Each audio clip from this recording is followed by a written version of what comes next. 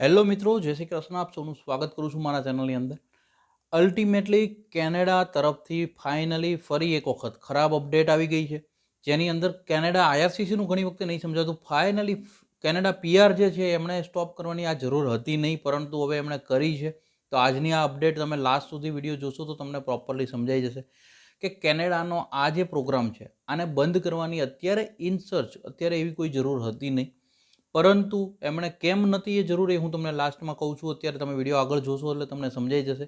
પરંતુ ઘણી વખતે એવું થતું હોય કે કેનેડા માર્ક મિલર અને આઈઆરસીસીને કેવું છે, શાંતિ નથી. અલ્ટિમેટલી જોવા જઈએ તો તમારો ઓપિનિયન જરૂરથી શેર કરજો જે તમને લાગે, પરંતુ વસ્તુ એવી કરી છે એમણે કે જેની જરૂર ના હોય ને એવા ખાલી ખોટા ચેન્જીસ કરતા રહે છે. જેની અંદર અત્યારે જે અપડેટ આવી રહી છે, આઈઆરસીસી તરફથી ન્યૂ અનાઉન્સમેન્ટ આવ્યું છે. આ લેટેસ્ટ અપડેટ છે, જ્યાં આગળ કેનેડાને જે પેરેન્ટ્સ પીઆર હતા આને 2025ની અંદર સ્ટોપ કરવામાં આવ્યા છે. ફૂલ યર્સની અંદર, આખા વર્ષની અંદર હવેથી કેનેડા પીઆર માટે જે પેરેન્ટ્સ પીઆરને સ્પોન્સરશિપ થતી હતી એ સ્પોન્સરશિપ નહીં કરી શકાય.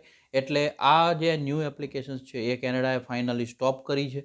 અને આખા 2025 વર્ષમાં, એટલે કે લગભગ 31 ડિસેમ્બર 2025 સુધીમાં ન્યૂ એપ્લિકેશન્સ આઈઆરસીસી નહીં લે. આનું ક્લિયર ડિક્લેરેશન આઈઆરસીસી તરફથી અત્યારે આવી રહ્યું છે, કે જે એક બહુ જ ખરાબ અપડેટ કહી શકાય, કે જ્યાં આગળ આ ચેન્જીસ કરવાની કેમ જરૂર નહોતી એનું બી આપણે જઈએ આગળ. પરંતુ એ પહેલાં જો ચેનલ પર નવા છો તો સબસ્ક્રાઈબ કરી દેજો અને નોટિફિકેશન ઓન રાખજો, જેથી આવી જ અપડેટ તમને જલ્દીથી જલ્દી મળે તો તમે બી ન્યૂ પ્લાનિંગ કરી શકો. આની સાથે જ તે હવે તમારે શું કરવું જોઈએ, અથવા હવે જે મા બાપો છે એમને એમના બાળકને મળવા માટેના શું રસ્તાઓ છે એ બી હું તમને આજે ડિટેલની અંદર શેર કરીશ.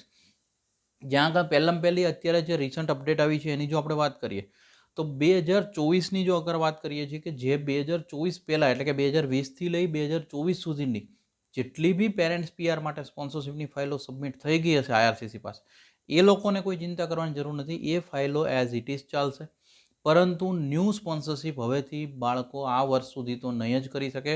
હવે એનું મેઇન રીઝન આઈઆરસીસીએ શું આપ્યું છે, કે જે 2025માં આઈઆરસીસી કેનેડાએ જે પીઆરના કટ ઓફ કર્યા છે, જે 20%ની કટ ઓફ કરી છે, આ રીઝનને મેઇન ગણાવતા કહ્યું છે કે આની અંદર અમે પીઆર માટેના પેરેન્ટ્સના પીઆર છે એને બી કટ ઓફ કરવા જઈ રહ્યા છીએ.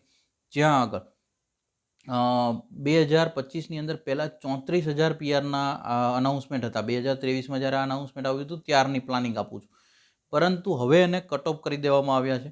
અને હવે જે પેરેન્ટ્સ પીઆરના નંબર્સ આવ્યા છે એ 2025ની અંદર ઓનલી 24,500 જ તે પેરેન્ટ્સને પીઆર આપવામાં આવશે. અને આમાં બી 2020થી લઈને 2024 સુધી જે જૂની ફાઇલો સબમિટ થઈ છે ત્યાંથી આ ફાઇલોને એક્સેપ્ટ કરી અને પીઆર આપવામાં આવશે, પરંતુ નવી એપ્લિકેશન્સ આઈઆરસીસી કેનેડા પેરેન્ટ્સ પીઆરને સ્વીકારશે નહીં.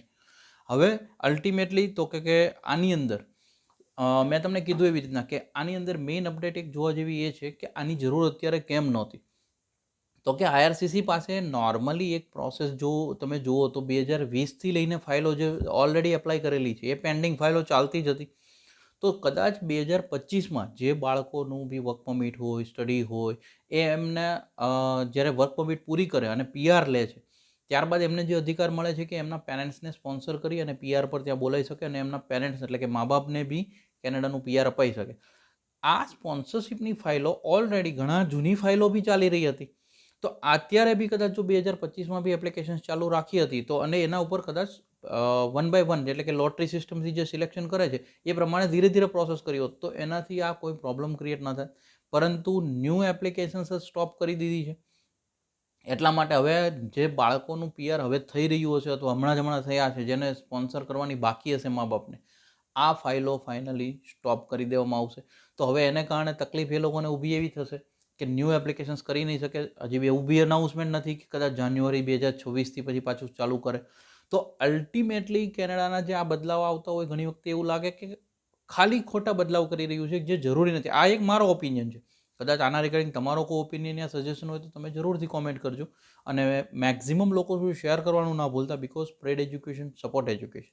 હવે તો કે માનો કે આ જ સાથે અગર હું તમને એવું કહું કે ભાઈ જે મા બાપો હવે એમના બાળકોને મળવા જવું છે એમના માટેનો રસ્તો શું, તો એમણે હવે સુપર વિઝા એપ્લાય કરવાના રહેશે. જે એમના બી બાળકો ત્યાં આગળ કેનેડામાં સિટીઝન અથવા પીઆર લઈ ચૂક્યા છે એ લોકોને જે સુપર વિઝાનો અધિકાર મળે છે, એ સુપર વિઝા પર જો એ એમના મા બાપને બોલાવે છે તો એમને 5 વર્ષ સુધી રહેવાની પરમિશન મળશે. અને 5 વર્ષ સુધી એ ત્યાં સ્ટે બેક ન, એટલે કે 5 વર્ષના વિઝા હોય, મલ્ટિપલ એન્ટ્રી હશે, આવ જાવ ગમે ત્યારે કરી શકશે. એટલે હવે એ રસ્તો એમને ખુલ્લો આપવામાં આવ્યો છે, પરંતુ પેરેન્ટ્સ પીઆરનું જે સ્પોન્સરવાળો હતો એને ફાઇનલી ક્લોઝ કરી દેવામાં આવ્યું છે. એટલા માટે આ એક અપડેટ જે આવી હતી એ મેં તમારી સાથે બને એટલી સરળ ભાષામાં શેર કરવાની કોશિશ કરી છે. તમને સારી લાગી છે, એક લાઇક જરૂરથી કરજો અને મેક્સિમમ લોકો શેર કરી દેજો. એજ્યુકેશનને સપોર્ટ કરતા રહેજો. Thank you so much. જય હિન્દ, જય ભારત.